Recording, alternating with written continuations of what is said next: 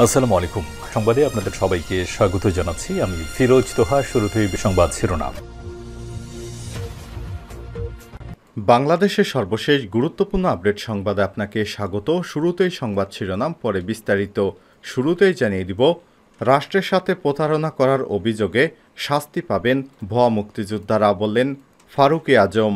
মুক্তিযোদ্ধা না হয়েও যারা মুক্তিযোদ্ধা দাবি করে এতদিন সুযোগ সুবিধা গ্রহণ করেছেন, তারা রাষ্ট্রের সঙ্গে প্রতারণা করেছেন, এজন্য তাদের ভয়ানক শাস্তি পেতে হবে বলে মন্তব্য করেছেন অন্তর্বর্তীকালীন সরকারের মুক্তিযোদ্ধা বিষয়ক উপদেষ্টা ফারুক আজম বীর প্রতীক।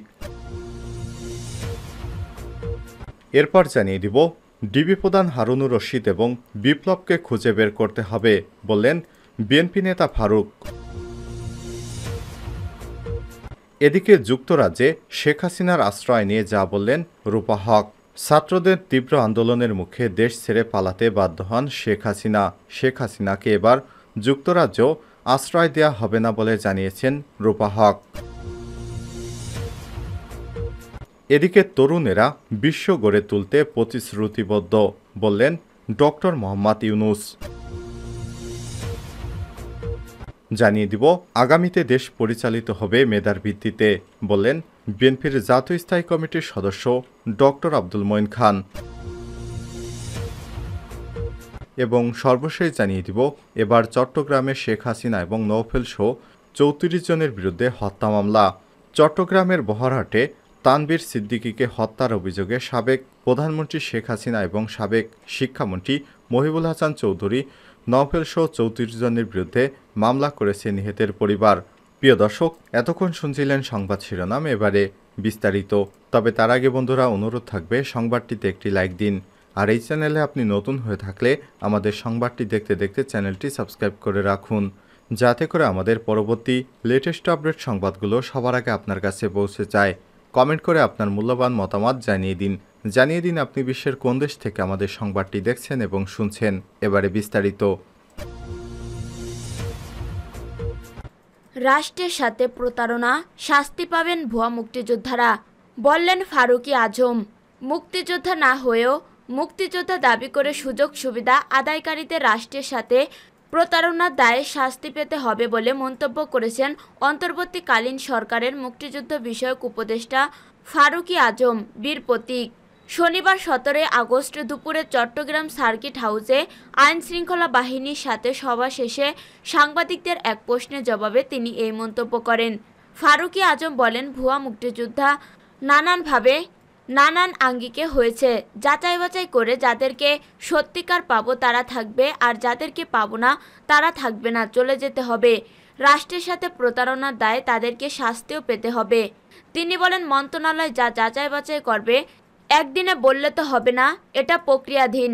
ব্রিফিং শেষে মুক্তিযুদ্ধ বিষয়ক উপদেষ্টা ফারুক আজম চট্টগ্রাম নগরীর কোতোয়ালি থানা পরিদর্শন করেন, কথা বলেন পুলিশ সদস্যদের সাথেও। এ সময় ক্ষতিগ্রস্ত থানাগুলোকে স্বাভাবিক অবস্থায় ফিরিয়ে আনতে স্থানীয়দের সহযোগিতা করার আহ্বান জানান তিনি।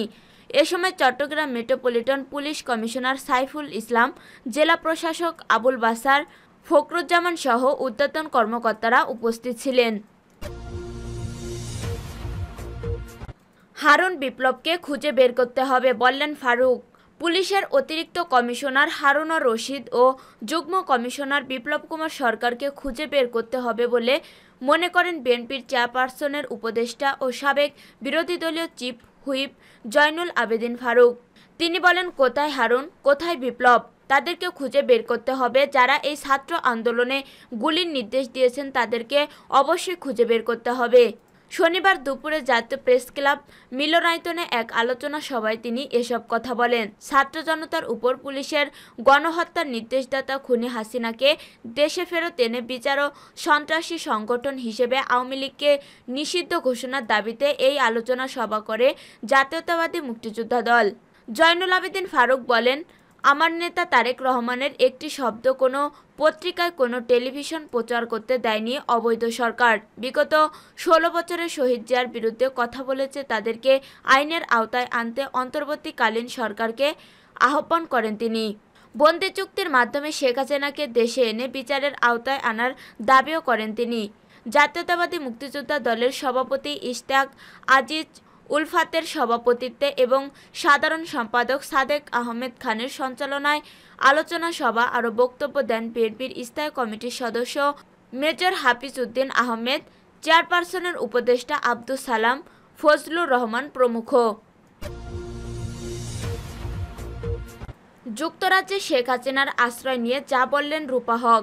ছাত্রদের আন্দোলনের মাধ্যমে সৃষ্ট গণজোয়ারের পদত্যাগ করে দেশ ছেড়েছেন সাবেক প্রধানমন্ত্রী শেখ হাসিনা। বর্তমানে তিনি ভারতে অবস্থান করেছেন। তার পরবর্তী গন্তব্য নিয়ে নানা গুঞ্জন আর আলোচনা শোনা যাচ্ছে। এমন পরিস্থিতিতে যুক্তরাজ্যে শেখ হাসিনার আশ্রয় নিয়ে মুখ খুলেছেন বাংলাদেশি বংশোদ্ভূত ব্রিটিশ এমপি রূপা হক। বৃহস্পতিবার 14 আগস্ট সংবাদ মাধ্যম দ্য স্ট্যান্ডে শেখ হাসিনার যুক্তরাজ্যের আশ্রয় সংক্রান্ত রূপা হকের একটি প্রতিবেদন প্রকাশ করা হয়েছে।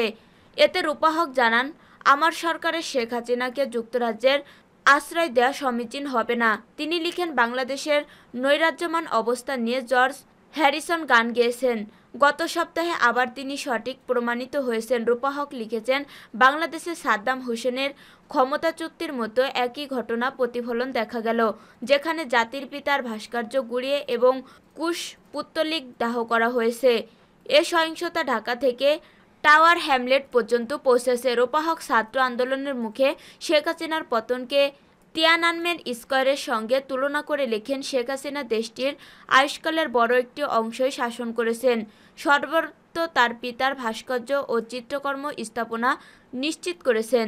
তিনি লেখেন, আমি ব্যক্তিগতভাবে মনে করি ব্যাপক অজনপ্রিয় শাসনামল ও অভিবাসন সংক্রান্ত রাজনৈতিক স্পর্শকাতর নিরিখে যুক্তরাজ্যের সরকারকে এমন কাউকে আশ্রয় দেয়া বুদ্ধিমানের কাজ হবে না। কেননা আন্তর্জাতিক অপরাধ আদালতে তার বিরুদ্ধে বিচারের দাবি রয়েছে। বরং অনেক বাংলাদেশি তাকে দেশে ফিরিয়ে বিচারের মুখোমুখি করা উচিত বলে মনে করেন। এরপর রূপা হক লিখেন, বর্তমানে আমার বাংলাদেশি ভাই বোনেদের মধ্যে স্বস্তি ফিরে এসেছে।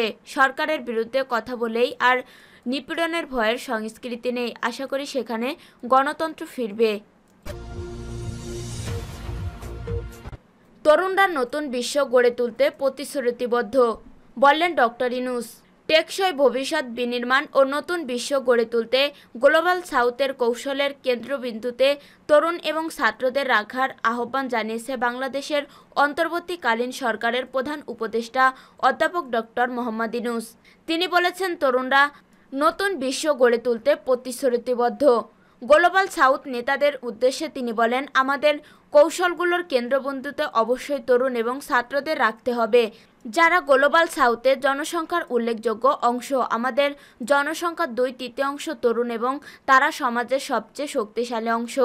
শনিবার 17 আগস্ট ভারতের রাজধানী নয়াদিল্লিতে অনুষ্ঠিত third voice of global south summit 2024 এর ইনগরাল লিডার্স অধিবেশনে ডক্টর মোহাম্মদ ইউনূস একথা বলেন। তিনি ঢাকা থেকে ভার্চুয়ালি সম্মেলনে যুক্ত হন। অন্তর্বর্তী সরকারের প্রধান হিসেবে শপথ নেওয়ার পর এটি ডক্টর ইউনূসের প্রথম বহুপক্ষীয় কোনো অনুষ্ঠানে যোগদান। আফ্রিকা, লাতিন আমেরিকা, এশিয়া ও ক্যারিবিয়ান অঞ্চলে দেশ গ্লোবাল সাউথের অন্তর্ভুক্ত। মূলত এসব দেশে মাথাপিছু আয় উন্নত দেশের তুলনায় কম। প্রধান উপদেষ্টা বাংলাদেশের তরুণদের প্রশংসা করে বলেন, বীর ছাত্রদের নেতৃত্বে বাংলাদেশে গত 5 আগস্ট দ্বিতীয় বিপ্লব সংগঠিত হয়েছে। আর জনগণের যোগদানের মধ্যেই এই বিপ্লবের গণ অভ্যুত্থানের রূপ নেয়, যার ফলস্বরূপ গত 8 আগস্ট অন্তর্বর্তীকালীন সরকার শপথ গ্রহণ করে। উল্লেখযোগ্য, ছাত্র জনতার প্রবল আন্দোলনের মুখে গত 5 আগস্ট শেখ হাসিনা সরকারের পতন ঘটে এবং এর মাধ্যমে তার 15 বছরের দীর্ঘ শাসনের অবসান হয়। আগামীতে দেশ পরিচালিত হবে মেধার ভিত্তিতে, বললেন ডক্টর মঈন খান। বিএনপির স্থায়ী কমিটির সদস্য ও সাবেক মন্ত্রী ডক্টর আব্দুল মঈন খান বলেছেন, কারো ইচ্ছায় নয়, আগামীতে দেশ পরিচালিত হবে মেধার ভিত্তিতে। শনিবার 17 আগস্ট দুপুরে নরসিংদীর জিনিসপুরে বৈষম্য বিরোধী ছাত্র আন্দোলনে নিহত স্কুল শিক্ষার্থী তাহমিদের কবর জিয়ারত শেষে সাংবাদিকদের সাথে এই মন্তব্য করেন তিনি। ডক্টর মঈন খান বলেন, আওয়ামী লীগ সরকার দেশে যে গণতন্ত্রকে হত্যা করেছে তা পুনরুদ্ধার করতে হবে। আগামীতে দেশ মেধার ভিত্তিতে পরিচালিত হবে, কারো ব্যক্তিগত ইচ্ছায় পরিচালিত হবে না। আওয়ামী লীগ সরকার দেশে ইন্টারনেট পর্যন্ত বন্ধ করে দিয়েছিল উল্লেখ করে তিনি বলেন, বন্দুকের গুলির চেয়ে ইন্টারনেটের গুলির শক্তি বেশি তা ছাত্র জনতা দেখিয়ে দিয়েছে। দেশের মানুষকে অত্যন্ত সরল ও সাধারণ উল্লেখ করে বিএনপির এই জ্যেষ্ঠ নেতা বলেন, দেশের মানুষ অর্থ সম্পদ চায় না, তারা মুখ খুলে কথা বলতে চায়, মন খুলে কথা বলতে চায়, ভোটের দিন ভোট কেন্দ্রে গিয়ে নিজেদের পছন্দের মানুষকে ভোট দিতে চায়। কিন্তু আওয়ামী লীগ সেই অধিকার কেড়ে নিয়েছিল, যার কারণে দেশের মানুষ তাদের বিতাড়িত করেছে। কবর জিয়ারত শেষে তিনি নিহত তাহমিদের পরিবারকে সমবেদনা জানান এবং আর্থিক সহযোগিতা করেন। এরপর তিনি কোটা আন্দোলনে নিহত পলাশের গজারিয়া ইউনিয়নের কলেজ শিক্ষার্থী ইমন ও আমজাদ হোসেনের কবর জিয়ারত করে তাদের পরিবারকেও আর্থিক সহযোগিতা করেন। এ সময় উপস্থিত ছিলেন পলাশ উপজেলা বিএনপির সভাপতি ইরফান আলী, সাধারণ সম্পাদক সাইফুল ইসলাম, পৌর বিএনপির সিনিয়র সহ সভাপতি এবং ভাইস চেয়ারম্যান আলম মোল্লা, থানা ছাত্রদলের আহ্বায়ক নাজমুল হোসেন, সোহেলসহ বিএনপি ও এর অঙ্গ সংগঠনের নেতাকর্মীরা।